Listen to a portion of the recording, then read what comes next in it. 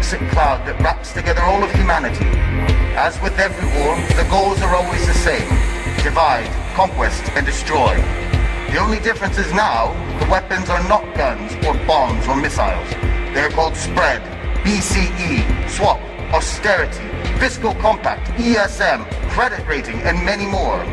They're equally strong weapons of mass destruction. But it's the army of the finance speculation, the one who strangles the economy, the one who harasses the democracies, the one that makes us scared slaves, the one that imposes a lifestyle upon all of us that we don't like. It seems we're watching the dawn of a new era, a period where discoveries in all of the different sectors of science and medicine should have allowed an easier life for us, to have defeated all the diseases and world famine. We would all have had far more free time because the machines would have worked for us, but it hasn't gone that way. The modern world obviously needs some improvement. Cancer and other epidemic diseases are responsible for deaths at an unstoppable rate. The pandemic spreads globally and increases like the incomes for the pharmaceutical industries. Hunger in the world has not been defeated. Violence keeps devastating entire world areas, and the situation of poverty is forcing entire populations to migrate. The United States are just like the old and beloved Europe, where the social differences are getting wider. Rich people are becoming more rich. The middle class is being pushed towards poverty, and the lower class spirals uncontrollably towards misery. America is still under the crisis path of subprime mortgages that definitely undermines the last bit of security in people, and instead has generated a negative domino reaction overseas. On the other side, the European side, the EU states themselves are so strangled by debt balance sheets that a big part of the state income is destined to pay just the interest without any possibility to reduce the debt itself. America and Europe should have been the ones supported by the rest of the world. Instead, they have been crushed by the most powerful financial crisis in history, which has brought social and cultural implications still to be fully understood. Are we so sure that the American and European situation had different origins as the media wants us to believe? Or instead, are they just two faces on the same coin? Maybe it's the final attack for the world supremacy from an entity that doesn't have a flag or state or affinity. The New World Order, the one of finance, which has slowly taken control, taken it away from the politician, which has in turn become a slave to the system.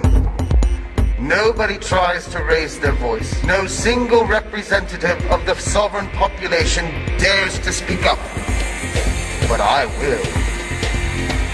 We have to reclaim the power, to snatch it away from the powers of finance, the finance that magically creates money from nowhere. We must instead give it back to the citizens of the economy in the name of prosperity, wealth, and freedom. No political leader will ever say that money is being printed in a private institution. However, the European Central Bank is private, and the American Federal Reserve is private, and yet the banks flutter on nothing. You must know that if tomorrow all the owners of bank accounts and other deposits should arrive in the bank to take away their cash, only the first 3% could be satisfied before finishing the cash money. Don't believe me? Have a look at what Cyprus is facing now. More countries are destined to follow. Maurice Allais, winner of the Nobel Prize for Economics, wrote in 1999, "The actual money creation from nowhere operated by the bank system is identical to the creation of money by forgers. The results are basically the same. The only difference is who gets the profit of it." More than 80 years ago, Bertolt Brecht wrote in Santa Giovanna di Mascelli that it was more criminal to establish a bank and then rob it. Aha! Now there's a true prophet. At the time, the weapons of mass destruction were not yet created by finance. Which ones? Well, between the lies and the misleading, all at the service of finance, the choice is huge. The ESM, for example, is the European mechanism of stability. Or is it? The new Save the State funds, or as we all know in reality, are the bailouts to help just the banks and businesses. Just take a look at Greece. For all of this support, 52% goes to the international banks and to the business owners to help them, to reward them, to save them. There is 23% which goes to the European Central Bank. Then there is 20%, which is designated for the Greek banks. And finally, just a meager 5% actually goes to the Greek state and their citizens. Something, or should I say some things, are clearly wrong here. You must understand something. The user is only afraid of one thing, which is that his client will die. The user has to constrict them so he can make them a slave, but the client doesn't have to die. I'd like you to keep in mind something very important, which is when all of us are asked to tighten up the belt, is Europe asked to do the same? This is bullshit. Sometimes there's a gentleman who asks us just that. Mr. Van Rompuy, President of the European Council, elected by governments and not by the citizens. This person has been called out publicly by a British deputy in 2010 as being, quote, expert, capable, and dangerous, the silent killer of European democracy and European nations. No. He is wrong. He is just another slave of finance. A slave of the big banks, of Goldman Sachs, One for All, the big names, Bilderberg, Aspen, Trilateral, and these names, these conspirators, they all want us to believe that it's a lie. Conspiracies, as they call it, but instead it's all true. We are familiar with one of the big, powerful people in the world. 50 years ago, in 1963, President Kennedy signed the 1110 Act, where he took away the exclusivity from the Federal Reserve and gave the Treasury Department the faculty to print money.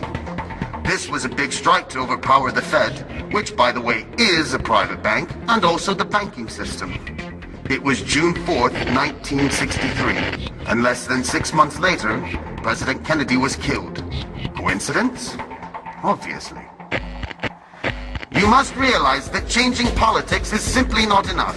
Even swapping out the old caste in the current parliament won't work.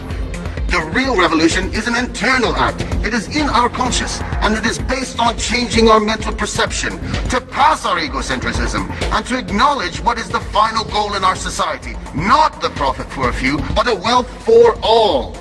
You, just tell me, are you happy?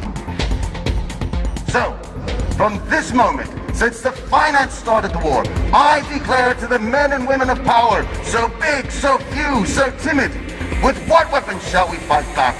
With the power of information, with communication, and the sharing of my knowledge, with all of the people in the world rising up as one voice. Now, they know that I know, but now you know as well. My friends, happiness is freedom. Freedom is still in the distance, but the choice has been made.